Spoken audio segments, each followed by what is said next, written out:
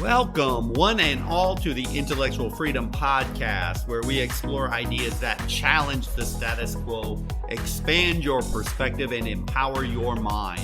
I'm your host, Dr. David Hopkins, humanities professor, and I invite you on a journey of thought-provoking conversations as I step out of the college classroom to discuss, analyze, and critique all aspects of culture, society, and politics that impact your life today and have the potential to reshape your future.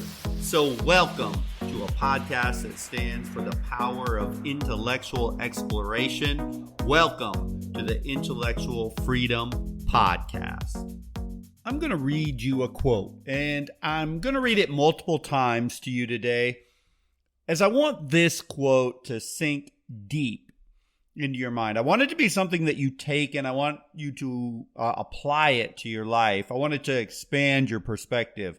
So I was talking to my dad on the phone the other day, and we were talking about things that are going on in our world today, as we will happen to do 2, maybe 3 times a month, talking about how so many things seem upside down or not clear, just, I don't know, kind of foggy or crazy or off kilter. I'm sure some of it's my age, some of it's just the world seems crazy. I think there are many people feeling this, and I ran across this quote sort of reinforcing some of our conversation.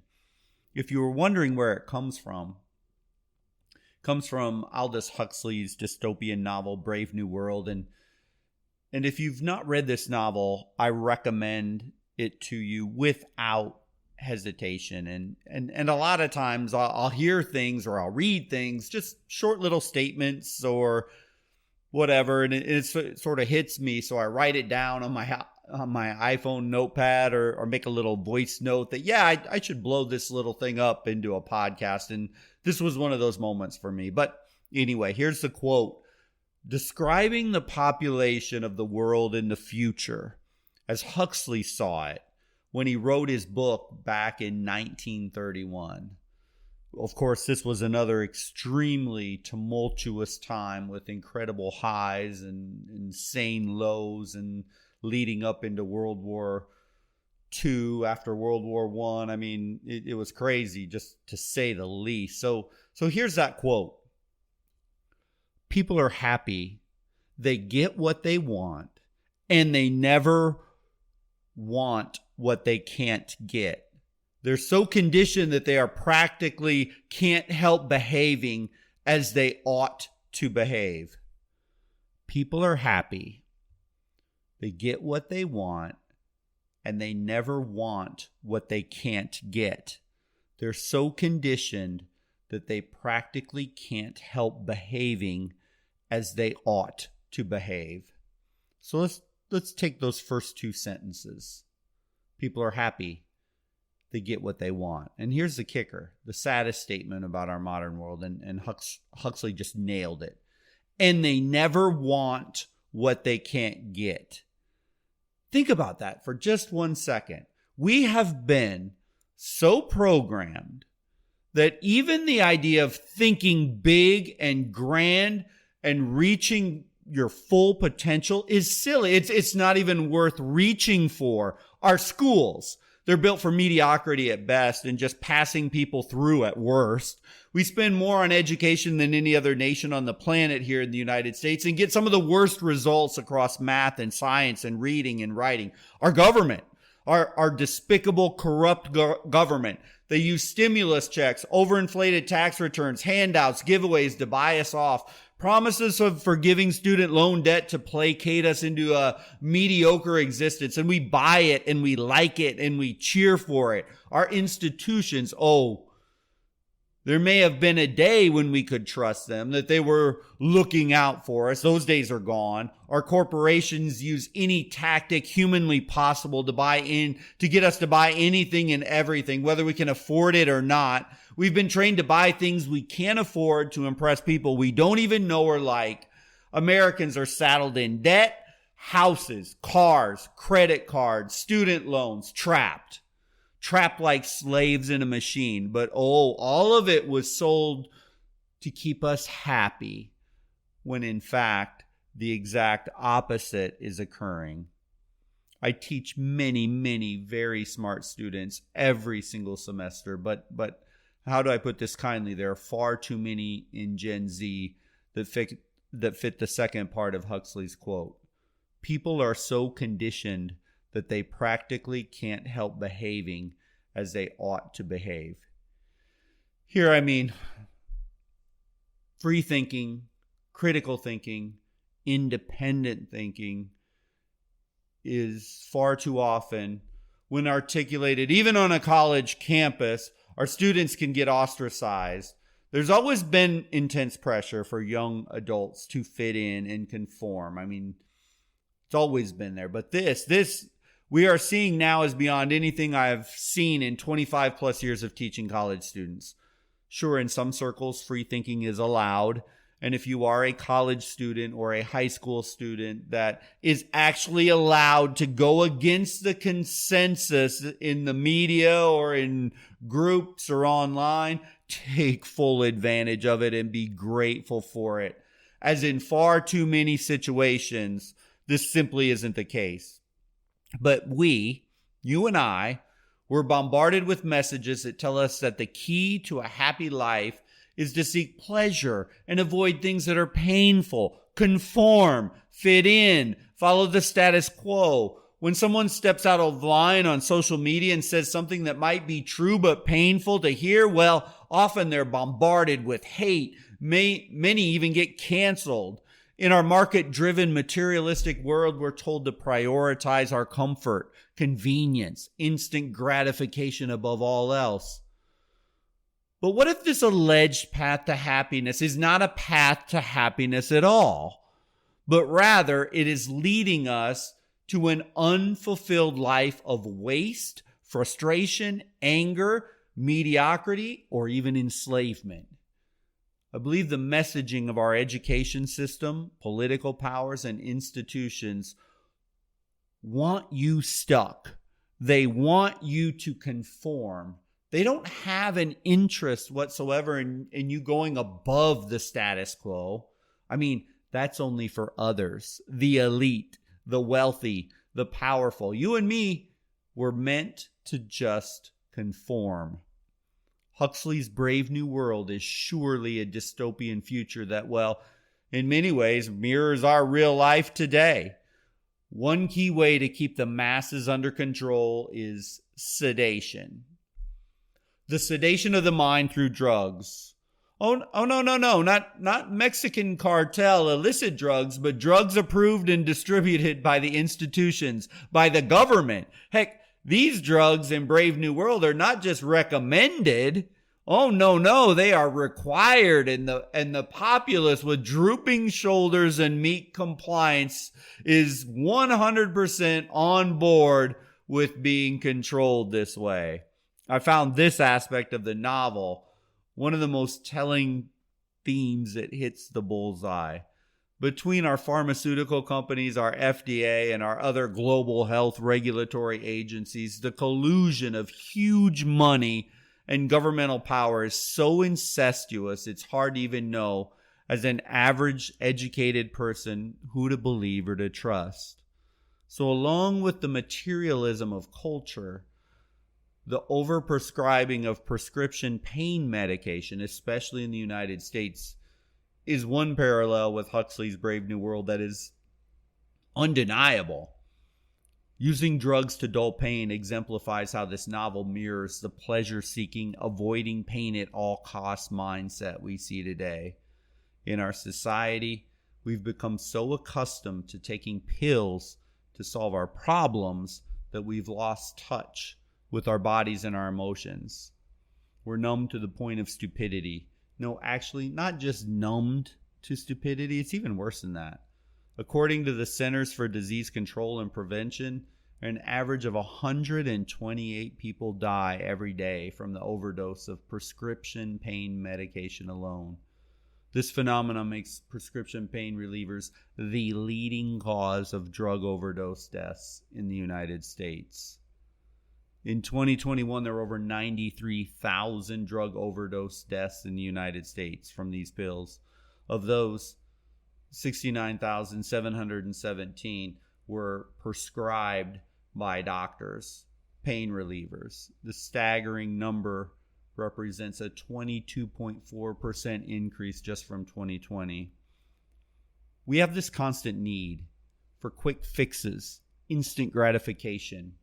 And it's led to a society that values convenience over health and short-term pleasure over long-term well-being. The consequence, far too often, is addiction and people zombie walking through life, numb and lifeless. They're just not reaching their full potential and not feeling the joy of life. Beyond just the pure pain relief, in preparing this podcast, I was just curious to see what in the world are our Gen Z teens, young adults, what are they doing when what other types of drugs are out there? Well, the uses of psychiatric drugs is up about 100-fold in the last 15 years. Gen Z's taking antidepressants, SSRIs, or selective serotonin reuptake inhibitors. They're taking Prozac, Zoloft, and Lexapro. They're taking drugs to treat anxiety like Xanax or Valium. They're taking hardcore stimulants to treat attention deficit hyperactivity disorder like Ritalin and Adderall. Students pop these things like candy on college campuses, not just for ADHD, but to stay awake and to study and stay focused for extremely long periods of time. There's so much pressure to perform in so many of our institutions that our kids are are turning to these drugs. Of course, all of these drugs are prescribed, they're approved, and they're legal. The pharmaceutical companies make a killing. A killing. There's a saying that when it comes to science, the closer things get to money, the less amount you can trust them. So when you have a scientist studying, far off galaxies and in pursuit of new solar systems, well, probably you can trust that as real science, devoid of any biases, because, well, there's not a whole lot of money in that. But, when you, as Dr. Fauci so famously said, he follows the science. Well, the closer you get to hundreds of billions of dollars in profit on the quote unquote science, the less you can trust it. It's human nature. Not because someone is a liberal or a conservative, but because the closer you get to big money, and I mean really, really, really big money, the less you can trust what a human says. So when they say, trust me, this is good for you, well, if there's billions of dollars at stake, not that we can't trust them, but I sure as heck am going to be much, much more leery than if not. But I digress.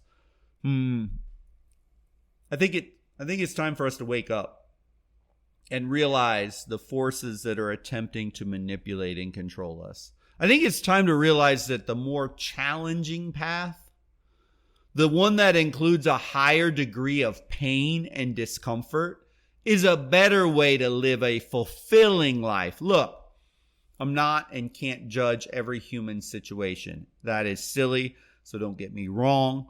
Obviously, there are situations where medications are needed. This is undeniable. Anybody who denies it is just not thinking straight. Still, it is an indisputable fact that we're very quick to medicate for pretty much anything at any time in this country.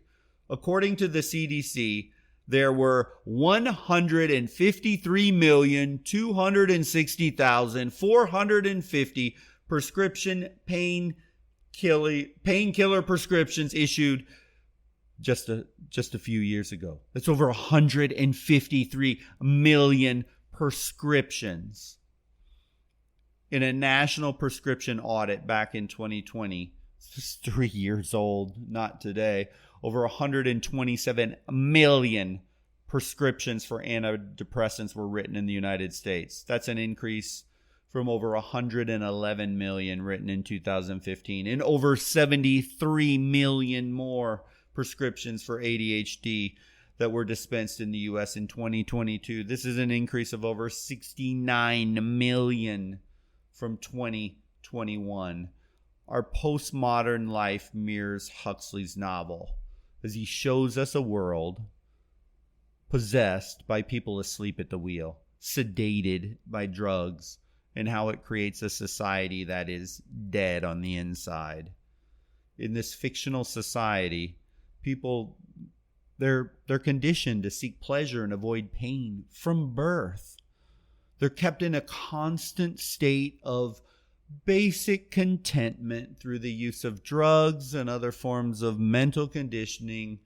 In the novel, people don't even despair being in a world of being nothing but a cog in a machine where the only hope is found in the daily drugs administered by the state. We're not fully there yet. No, we're not there.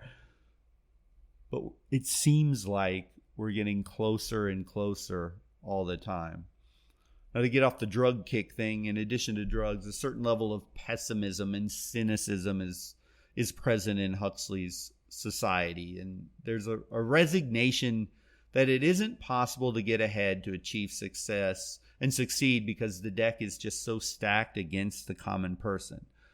The game's rigged, and no amount of struggle or toil is even worth it. So why even try? Have you sensed some of that in America today? I think I have. I think I see it in many of our young adults, and I'm sure you've probably sensed it too. But this despair, this self-induced coma, or whatever you want to call it, is a trap. And that trap is going to lead people to a life of superficial pleasures and, in the end, emptiness. Sure, this path is easier in one sense. I mean, we can sit on our couches, popping pills, eating ourselves into oblivion, covered in Cheeto dust. This is easier.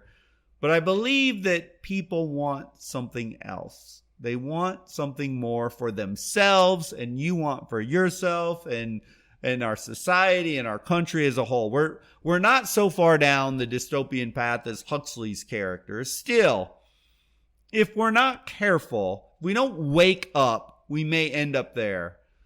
Kind of a life of sedated zombie walking, always staying compliant to the traditional orthodoxies of society, always playing it safe, always avoiding hard, painful, scary things, is the way of a slug, not a heroic human, which is present in you and is present in everybody. So let's talk about how to avoid becoming a superficial pleasure seeker. Because here's the truth. A lot of times in life, you're not going to be happy. You want to have something meaningful. That's the boat that will get you through the storm. You won't be happy, at least not sustainably, forever. It's not possible on this planet. So you should seek fulfillment, seek contentment, seek challenges. Yes, and I know it's cliche, but it's all about the journey, not that destination. But having or finding something meaningful requires embracing discomfort. Let me say that again. Finding something meaningful requires embracing discomfort, because things that are meaningful by their very nature are painful. They just are. Things that are giving to you are not meaningful. Sure, if I won the lottery today, it would change my life. But I know deep down I didn't do anything if I won the lottery. I just got lucky. Anybody can get lucky at any given moment. Luck doesn't speak of my character. Luck doesn't fulfill me, because I know I didn't struggle. I didn't strive. I didn't fail. I didn't get up. And then ultimately I didn't succeed at anything except going to a checkout counter and buying a lottery ticket. How many stories of people do you hear who win the lottery that end up on drugs, dead, or broke? I mean, it is in a minuscule amount, that's for sure. I don't know if anybody's ever done a full study of it, but whether that discomfort is physical, intellectual, societal pressures, you need to learn to push yourself beyond your own boundaries of comfort when the time comes to pursue your passion, present your truth, do things that fall outside the norm of whatever orthodoxy you find yourself that feels right for you. Look. At the end of your life, think about it. If you avoid all painful and hard things, and you always take the easy way out, that ugly word of regret, it will manifest itself. Far too many people, far too often are left with regrets. And the only way to not have them is to do that thing, that hard thing, whatever that thing is. And it needs to be hard, and it needs to be difficult, because then you know you're on the right path. If it's easy, try harder, think deeper, go bigger. What is that thing for you? Spend some time figuring that out. There's no greater way to know you are living life to its fullest than to feel a bit of pain and discomfort. It's part of the human experience, so embrace it. Don't shy away from it. Practicing mindfulness and gratitude is yet another way to tune your mind and body toward being the best version of yourself. May sound a bit silly for some, but it tunes us into avoiding the pit of seeking superficial happiness. Now, many may be in a really dark place right now, listening to this, and you may be thinking, I don't need anything else really hard and painful in my life. Thank you very much. I'm dealing with death and divorce or unemployment or illness, sickness, whatever. Okay, you have your own thing right now to overcome right in front of you. You don't need to go out and seeking more things, right? You got your demon you need to slay right in front of you. However, let's face it, if you live in the Western world of America or Europe or large swaths of the industrial world global, life is pretty darn easy. Yes, there's stress. Yes, there's financial difficulties. Yes, they're there. But come on now. There are things, going on, but you're not going to get eaten by a pack of wolves. You don't have to worry about hunting for a meal or starving. You don't have to worry about your tribe being overrun and enslaved or raped or murdered or killed by a roving band of marauders. We have so much to be grateful for in our modern technological world. Just some mental shifting from all the negativity that swirls around us daily can help reset ourselves to appreciate the smaller things. Opportunities are out there. They're hard and they're painful, but don't tell me there isn't opportunity out there. And when you take on those demons, those things, that one passion or that goal you always wanted, and it feels hard and uncomfortable, something crazy happens. You're less inclined to be angry and frustrated, anxiety-riddled, in need of medication, or playing the blame game for this, that, or the other. Sort of sets you up for a journey into new challenges and new opportunities. So one more time, listen to this quote. Quote, "People are happy. They get what they want, and they never want what they can't get. They're so conditioned that they practically can't help behaving as they ought to behave." End quote. Love it. I love this quote. It highlights the dangers of a society that values superficial happiness and comfort over personal growth and fulfillment. So by embracing discomfort, pursuing our passions, prioritizing meaningful relationships through just basic appreciation and mindfulness, we can avoid the pit of seeking superficial happiness and live a life of depth and purpose. Don't be naive. Our education system, our government, and our institutions and corporations like us behaving as we, quote, ought to behave. Because in the end, it's almost guaranteed that external pleasure seekers and those conditioned into the machine of postmodern society do not end up happy, but sadly end up in the opposite condition without doing some hard work and self-reflection. You were made for more, so go for it. Thank you for listening in today. I hope you've enjoyed this episode and leaves you with something you can take forward and utilize in your life. or maybe gives you a new perspective and understanding. If every single day we just pick up a little bit of insight, knowledge, or spark of curiosity, then by the end of the year, we'll be miles ahead of where we are right now. So I encourage you to continue nurturing your curiosity with an open mind and an open heart. If you found value in our discussions and want to stay connected, don't forget to hit the subscribe button wherever you listen to podcasts. By subscribing, you never miss an episode. Oh, and one more thing. Consider subscribing to my newsletter. A link is provided in the show notes.